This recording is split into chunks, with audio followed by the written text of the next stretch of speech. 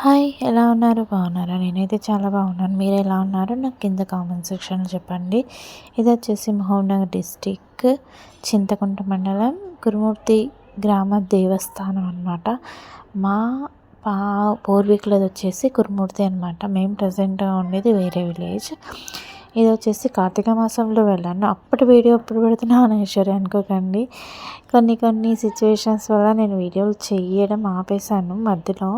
అంటే చెయ్యొద్దు అని కాదు, కొన్ని ఇంట్లో సిచ్యువేషన్స్ పెద్దవాళ్ళకి బాగోలేకపోవడం అలా అనమాట. ఇంకా ఇప్పుడు మళ్ళీ స్టార్ట్ చేశాను. ఇది కార్తీక మాసంలో ఎలాగో మనం గుళ్ళలో పోతుంటే దీపాలు అలా వెలిగిస్తూ ఉంటాం కదా, అలా మా దీపారాధన కూడా అయిపోయింది. ఇంకా మెయిన్ టెంపుల్స్కి గుట్ట పైకి వెళ్తూ ఉన్నామన్నమాట. వెళ్తూ ఉండి బొట్టు పెట్టి వెళ్తూ ఉంటాం. కొన్ని మొక్కులు ఉంటాయి, కొబ్బరికాయ మొక్కు, పువ్వు మొక్కు, కర్పూరం మొక్కు అలా ఉంటాయి. అలా పెట్టుకునే వాళ్ళు కూడా ఉన్నారు చూడండి. మీకు మధ్యలో ఒక ఫ్లవర్స్ కనిపిస్తాయి మెట్ల పైన. ఇంకా ఇది ఫస్ట్ అయితే ఆంజనేయ స్వామి దర్శనం అయితే కంప్లీట్ అయిపోయింది.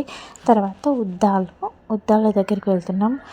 ఇక్కడ కార్తీక మాసం అంటే కార్తీక మాసంలో అమావాస్య వెళ్ళిన 7 రోజుల తర్వాత ఉద్దాల ఉత్సవం జరుగుతుంది. రంగరంగ వైభవంగా జరుగుతుంది, చాలా బ్రహ్మాండంగా.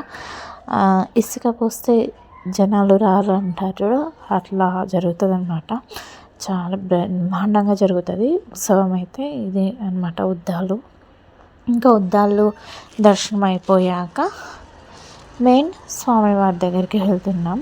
ఇంకా గడస్తంభం దగ్గర కూడా ఇంకా కార్తీక మాసం అన్నప్పుడు మ్యాక్సిమం ఇంకా ఉంటాయి కదా దీపాలు వెలిగించడం, అట్లా అది కూడా కంప్లీట్ చేసుకొని మెయిన్ టెంపుల్కి ఎంటర్ అయిపోయాం. ఇక్కడ విగ్రహాలు ఉన్నాయి కదా, తెలిసిన వాళ్ళు చెప్పండి. అక్కడ ఆ విగ్రహాలు కురుమూర్తి స్వామి వాళ్ళ మేనమామల లేకపోతే నవగ్రహాల? ఇవే విగ్రహాలు అనమాట నేను అడిగేది. నవగ్రహాల లేకపోతే కురుమూర్తి స్వామి వాళ్ళ మేనమామల? నాకు కొంచెం క్లారిటీ తెలియదు, అందుకే తెలిసిన వాళ్ళని అడుగుతున్నాను. పెద్దవాళ్ళు ఏమో కురుమూర్తి స్వామి మేనమామలను ఇలా విగ్రహ రూపంలో నిల్చోబెట్టారని అని అంటారు. అలా ఇంకా మెయిన్ దర్శనం అయిపోయింది కంప్లీట్గా. ఇంకా పైకి వెళ్ళి చెన్నమ్మ దర్శనం కూడా కంప్లీట్ చేసేసుకున్నాము. ఇంకా చూడండి, దేవుణ్ణి మాత్రం తృప్తిగా చూడనియ్యారండి ఈ పూజారులు.